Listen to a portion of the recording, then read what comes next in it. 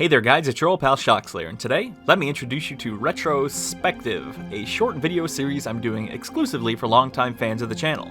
But if you've got nothing better to do and you want to peek into the past, then stick around and find out what you may or may not have missed out on.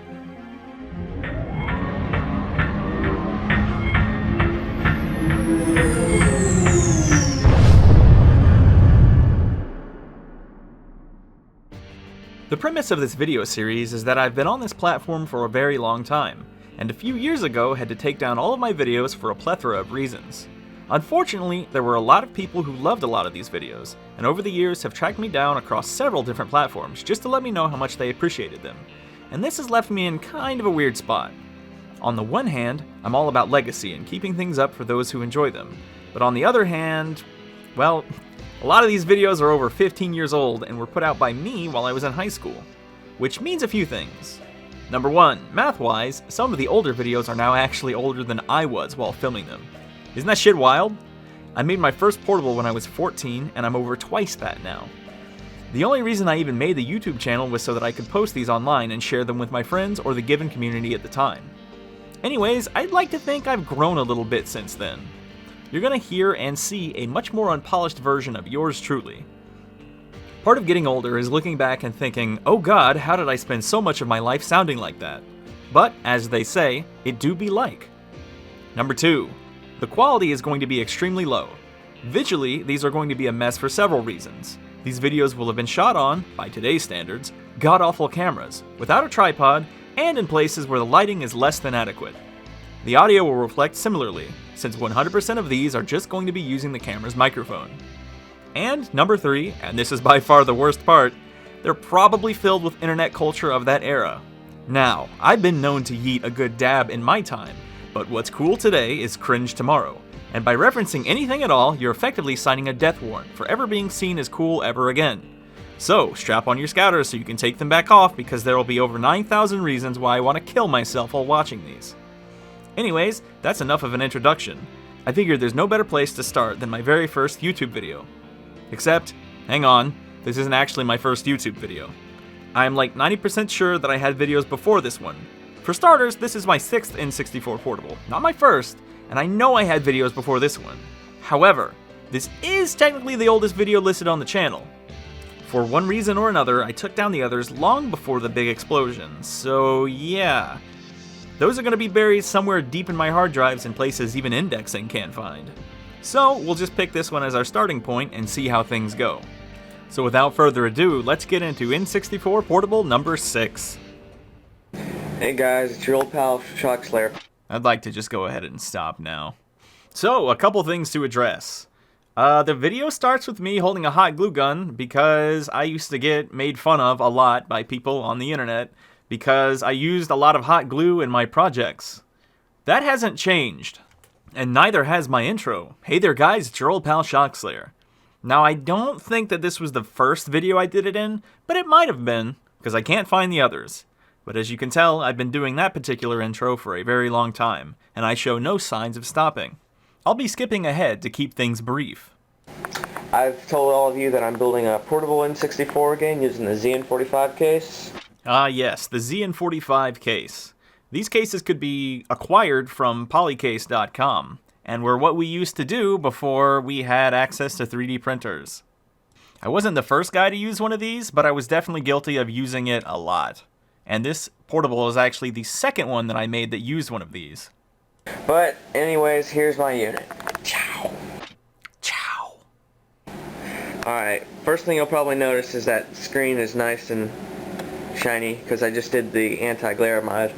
So if you're used to seeing modern portables, you're gonna immediately notice how ugly this thing looks. And we'll get to that later. First, I wanted to drop some lore about Ps1 Screens. These screens used to be numero uno back in the day, and there were a plethora of different mods that you could do to them, which included removing the backlight and sticking LEDs in there, and removing the anti-glare filter on the front. The LED mod made sense, because using LEDs improved battery life significantly over the cathode tube inverter nonsense that was going on in there. The anti-glare mod, though, you had to get that shit, like, perfect, and it was kind of hard, and it was really easy to pull up the polarizer if you didn't know what you were doing. And I didn't, so I did that at least once. And I got these buttons that are in here, just basically drilled a hole and dropped those in, so it looks flawless up against the case, which, by the way, I haven't painted the case. And I never would. These are Radio Shack buttons. Some of you may remember Radio Shack. That used to be a thing. You used to be able to go in the back, and there was like a parts bin, and you could get stuff out of it, like buttons. And then I think they turned into a phone store, and then I think they turned into a coffin, so. And then I got plastic start button here. Okay, let's see that again in slow motion. Yeah, just slap the camera on the portable. It don't matter. None of this matters. And, Alright, I said I'd talk about the quality of the case, and we're here now. This is the money shot. This is the part of the portable I think best demonstrates my mindset, my skill set, my ability to plan. It's all right here. There are 4 separate things I'm going to talk about. The first is the most obvious. At the bottom left, you can see glue residue. That is super glue from when I tried to glue on some kind of speaker grills that I had lying around. I had drilled holes, the speakers are behind them, and I was going to put the grills on them, and it was going to look good. Obviously, that did not work out. Next, right above it, is a Radio Shack button. So again, those were in there. I talked about Radio Shack already, but just using these for just random buttons. This is not the start button. I believe this is power to the screen. That was a thing I like to do. I like to be able to turn the screen on and off at will, even though it made no sense for the screen to be off when the unit was on. But it was fun to press a button and see things happen. Then, above that, is the D-pad. When we talk about casework, I did not really want to do any, what we would call Franken casing, which is where you take existing plastic, cut a hole in your target case, and then epoxy that in, sand down the epoxy, and paint it so it looks like it was always there. I didn't want to do that for this, so I drilled 4 holes and jammed 4 tack switches into it. I think there might have been a little breadboard behind that, but I really don't remember. And finally, on the right, the screen bezel. Typically, you would want this behind the plastic, but I just made a big square hole, and that's where everything ended up. So, all 4 of these things in conjunction paint a pretty particular picture. For starters, I didn't care that I left glue residue all over the case, because I'm like, alright, well this didn't work out, we'll just keep going. Just keep going, just keep making stuff. That's all I wanted to do. I was excited, you know, like having a little button I can press that does something, hell yeah. Put the screen switch in. D-pad, it's only used for like Kirby and Stadium 2. Those are the only 2 games I had that I could even play with the D-pad. But I'm like, I know I need a D-pad. I always hated any portable that didn't have a D-pad, because to me, it just felt like you were gimping the utility of this very custom unit. I understand why people didn't do it, but to me, I always had to have one. And the screen bezel, you know, I probably had room in this case to put the screen behind the plastic, but for me, it was easier to mount if I made a big square and like jammed it in and glued it from behind, versus if I made a cut that was the size of the screen LCD, I would have to then align it. So yeah, no, I'm just impatient and I'm just ready to go. I got joystick, a D-pad, and another screen power button. Wait, another one? That's right, there are 2 switches on the top, a main power that turns on the N64 and everything else, and one that just turns on the screen. Great. Let's go ahead and turn this on for you guys. Look at the light leak on those LEDs. I don't even think I have 4 in there, I think it's just 3. That used to be what you would do. You would only use 3 because Ben Heck used 3, and Ben Heck could do no wrong at that point. You can also see below the screen there are 2 holes just in the case. I think I wanted to put tack switches there for the volume buttons, but those ended up somewhere else, or maybe nowhere. I don't remember. Let's keep watching and find out. I did the 3 LED mod. Yep, knew it, 3. I could just see that shit and know. Mod, and I bridged a little resistor that Ben discovered. Okay, we've got to talk about this one, and this isn't even my story. Before he was a Twitter personality, Ben Heck used to do portabilizing stuff. And one of the things that he used to do to figure things out was lick his fingers and poke boards. Apparently he did this with the PS1 screen. He licked his finger and he poked a resistor and noticed that the image quality improved. Or rather, it changed the contrast, which, when you dimly lit a screen, would make it look better in some way or another. Versus, just adjusting the contrast via the menu. This changed the picture slightly. So, that used to be a thing that people would do. You would just bridge that with solder and be like, alright, the image looks better now, I'm done. Yeah, the old days of portabilizing were truly the wild west of electrical engineering. And overall gives me a great picture. But you probably can't tell because of the little glare. If only there was some kind of filter that you could have left on the screen for that. Oh well. First of all, if you can see from the side right here, the ZN45 wasn't really known for being an especially thin case. There was a thinner variant, the ZN40, but back in the day people thought it was impossible to put an N64 inside one of those. Or at least I did. And I do know that it happened eventually, but I don't remember who was the person that did it. I'm sure it exists somewhere out there. But we've moved far, far beyond the days of polycase size metrics. Trust me. The cartridge slot down here at the bottom, I just kind of put a makeshift piece on there that looks... I love this part. I flip over the unit, and because the start button sticks out so far, it presses it. Decent, but I was going to flatten that out because I have another one of these bottom pieces, and I was just going to cut it to match, which really isn't that hard if you can use a razor. I have no right to say this, as in the previous portable that I had made, while cutting the case, I slashed open my leg, because I was doing it in my lap like an idiot. So that's the first thing I wanted to do. The next thing that I wanted to do was the speakers right here. You can see that there's a bit of epoxy residue and super glue residue. It's because I originally had some covers that were on there, but one of them got knocked off and I couldn't find a good replacement. So basically I took them both off and that did not end up looking good. Now, I already mentioned all of that earlier, but I'm mentioning it again now. The problem wasn't that I didn't know. The problem was I didn't care. So, first, and I gotta get the, well... Like I said, unpolished. Actually, no, that has nothing to do with the looks. I did say there would be meme culture, and here we have, so far, the first example of it. A picture of Captain Falcon that I printed out and pinned up on my wall. For those of you who might not know him, Captain Falcon is a character that first debuted in Super Smash Bros. For the Nintendo 64, and primarily spent his time taunting and yelling catchphrases. He's been in every Smash title since. Anyways, also the last thing is the joystick. N64 joysticks weren't necessarily known for their longevity even back then, so it was a brave choice to put a default one in this unit. Typically, you would want to find a third-party controller because those all used actual joysticks with actual potentiometers, and that was usually a better choice. Did not go that route this time. Don't know why. If I had to guess, probably used up the last of my third-party controllers for other stuff, or blew them up. One of the two. Basically, you can see right here, it's like a ridge. So, as far as getting it to fit with the shape of the joystick and the shape of the case was almost impossible. I mean, it could be done by somebody who's like a super professional, but you guys know I'm not a super professional. To be honest, I don't know if I could freehand a circle of that size now if all I was using was a Dremel. So, but anyways, I was just gonna fill that in with epoxy and then put a cover over it. So, these are the last things that I still can't do yet. So, oh yeah, and I was gonna, as you can see, there's a bit of light leakage right here. I mean, that's just normal.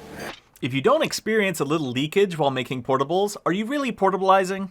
But I was gonna get that covered up with a one of those border stickers where basically it's like I get these 2 points and I lay it over and then it covers up the whole thing for me. So that's just one thing. Now, that's pretty much just me watching this whole video. Ooh.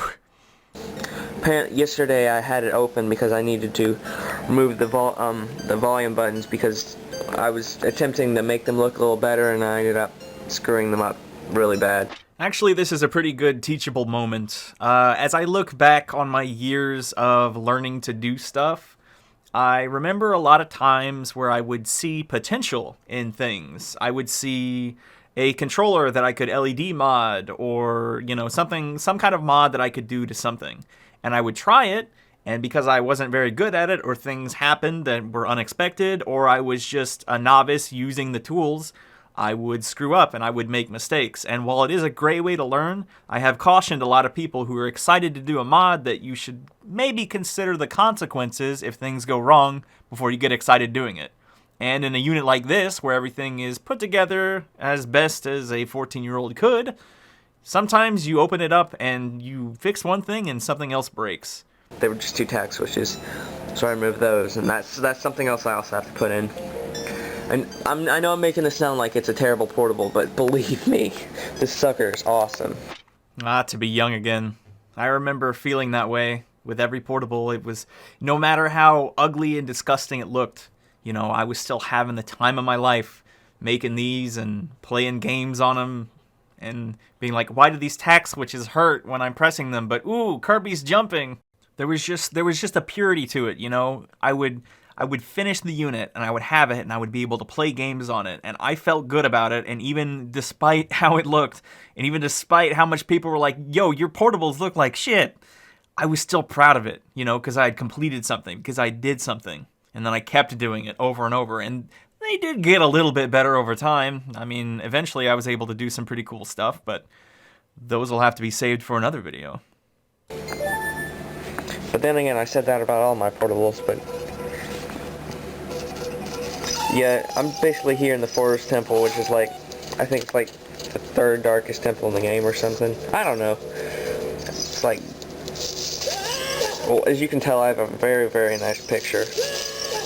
And the unit itself is incredibly light because I used the same batteries as my last one, which were some very nice lithium ions, and it was 6.4 amp hours, if I'm not mistaken.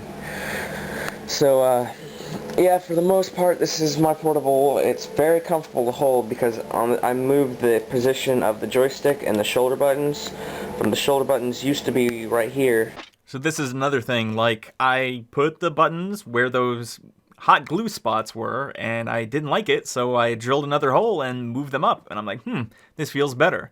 It was nice to be able to just do stuff like that, you know?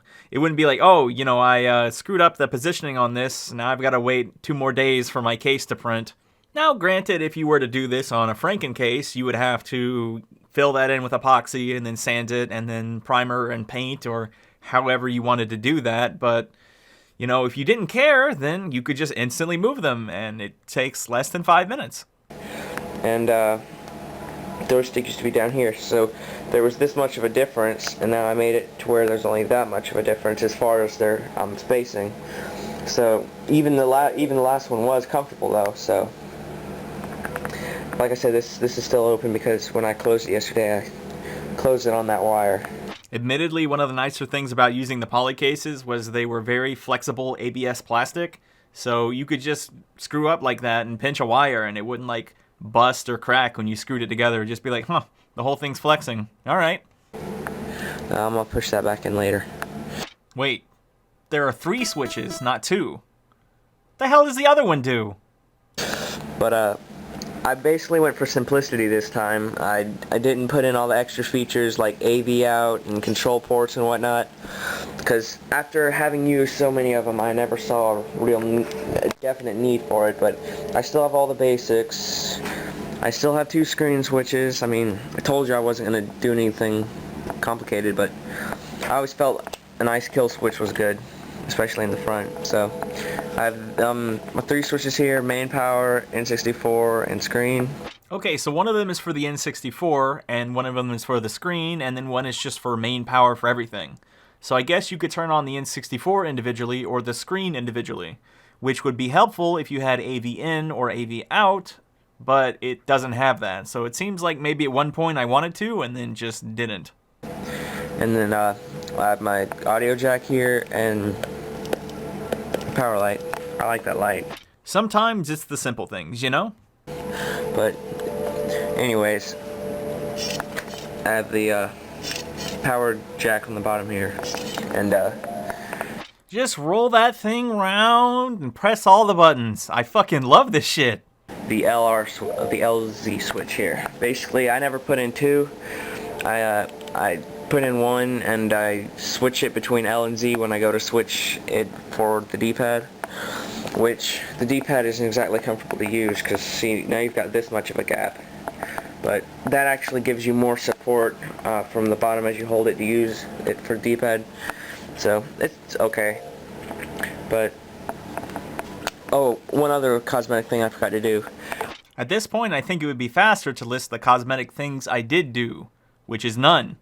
Originally, like I said, I moved these switches up because I had planned on not changing much from my last design, but it was one of the few things that I thought I would experiment with, and so far it's been very successful.